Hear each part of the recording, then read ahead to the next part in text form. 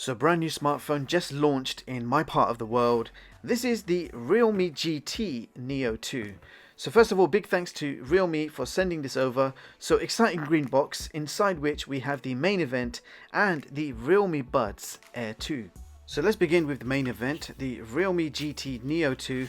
So if I just slide off the cardboard cover, you will see the familiar black Realme GT box. So as expected, this phone does have some top-notch specs, powered by Snapdragon 870, 120Hz refresh. You've got stainless steel vapor chamber cooling, 65 watt super dark charging, and lots more. Opening the box, first thing you'll see is the welcome to Realme family message, which is always a nice touch, inside which you will find your paperwork, manuals, etc. Now, first time lifting the phone out of the box is always the best part. My first impression of the phone starts from here. And wow, I am liking that color. I believe it's called Neo Black with a smooth matte finish. Now, considering this phone does have a 5000 mAh battery, it weighs around 200 grams and is only 8.6 millimeters thick. So initial impressions, feels good in the hands, not too bulky, and very nice finish. So I'm just going to place the phone to the side and we're going to check out the contents of the box.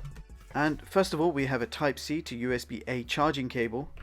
You're also getting a very nice quality silicone case, which kind of matches the colors of the phone, and it's always nice to get a case included in the box, something that I always appreciate. You're also getting the most wanted 65 watt super dark charger included in the box, which means 5000 mAh can be fully charged in only 33 minutes. And final accessory, a SIM eject tool. So within a few minutes I was quickly set up and the Realme UI was ready to go. So initial thoughts, you have a beautiful looking 6.62 AMOLED display with 120Hz refresh, general navigation feels very smooth, you have a full HD plus display resolution, and touch sampling is also quite high at 600Hz, which is a plus point for you gamers out there. Now let me just quickly try on that silicone case. I just want to see how it practically looks and feels. And here it is in action, so added bumper protection, similar color with a smooth finish. Awesome stuff. Now the Realme GT NEO 2 does come with Google Play services, as with all Realme phones, so you can very quickly download all your favorite games and apps, which is exactly what I'm doing right now. Now the Realme UI does offer a great user experience with extensive customization features. You can change your home screen layout, icons, gestures, you have a customizable always on display, you have cool features like icon pull down gestures, and lots more. You basically don't need to download an external launcher, as the Realme UI gives you plenty of options. Also, in terms of screen refresh, you have the option for 120Hz all the time, standard 60Hz, or leave it on auto refresh so the phone can automatically choose the best refresh rate based on what you're doing. And here are some of the specs on screen. The phone is powered by Snapdragon 870, you have 12 gigs of RAM and 256 gigs of internal storage, and you can add up to 7 gigs of virtual RAM using internal storage free space. So that means 12 gigs plus 7 gigs equals 19 gigs of RAM. And if we just think about that for a second, I don't think I could ever predicted a smartphone with 19 gigs of RAM. That is crazy. You also have an interesting performance mode called GT mode, and when switched on you will see a cool looking animation, and then your phone will give you maximum performance levels. Now we have a triple camera setup on the back, 64 megapixel primary, 8 megapixel ultra wide, and a 2 megapixel macro. And on the front we have a 16 megapixel selfie camera in the left corner. Now let's quickly check out the camera menus. So you've got night mode, video mode with AI enhancements and filters, and the maximum video resolution supported is 4K at 60 frames per second. You then have photo mode, and again all AI and filter options are available. We have portrait mode, 64 megapixel mode, and more, under which you have a whole bunch of shooting modes that you can play around with. And here are some sample shots for you guys to check out.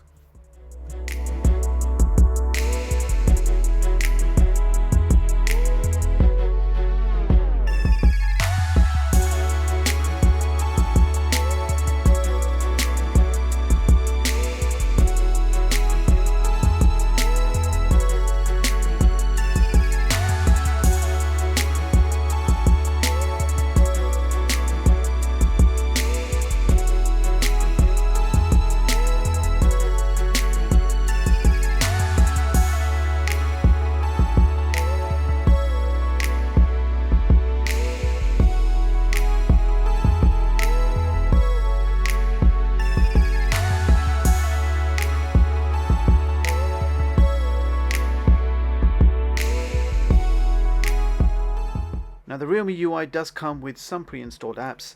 I did download COD Mobile, Netflix and Amazon Prime myself. Everything else came pre-installed, but it's quite simple and straightforward to remove what you don't want. So no biggie at all. Furthermore, we do have a dedicated gaming space along with a slide-in menu allowing you to mess around with the performance modes, where you can switch from balance to low power or switch up to the maximum pro gamer mode for the best performance. And there are a lot of other gaming features to play around with, tweaks like being able to adjust the touch optimization sensitivity and game focus modes, and lots more. And for those like myself who like to stream movies on their phones, I can confirm we have Google Widevine Level 1 support, meaning you can stream Netflix movies in HD resolution. And YouTube manages to support 4K even though we have a native 1080p display, but nevertheless YouTube videos do look pretty good on this screen.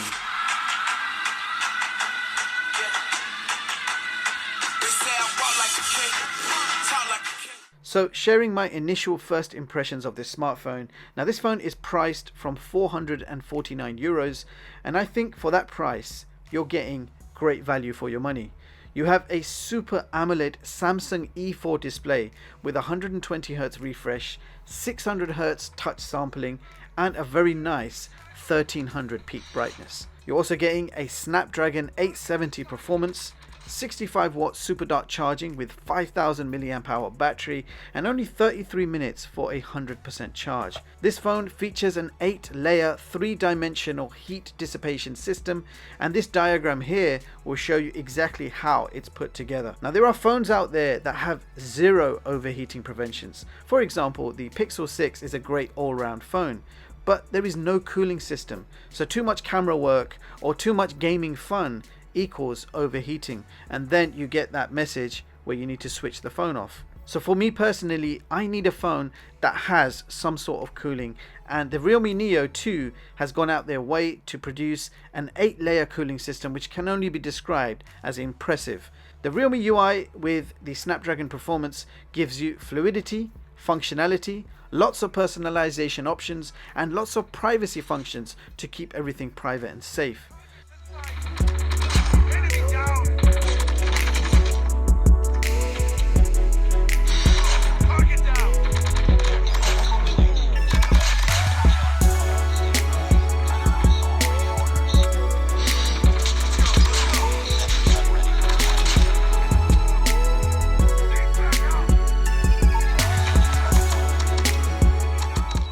Now, most of you guys will already know that Realme is growing at quite a rapid rate as one of the top smartphone manufacturers right now, and I'm always honored to check out their latest and greatest releases.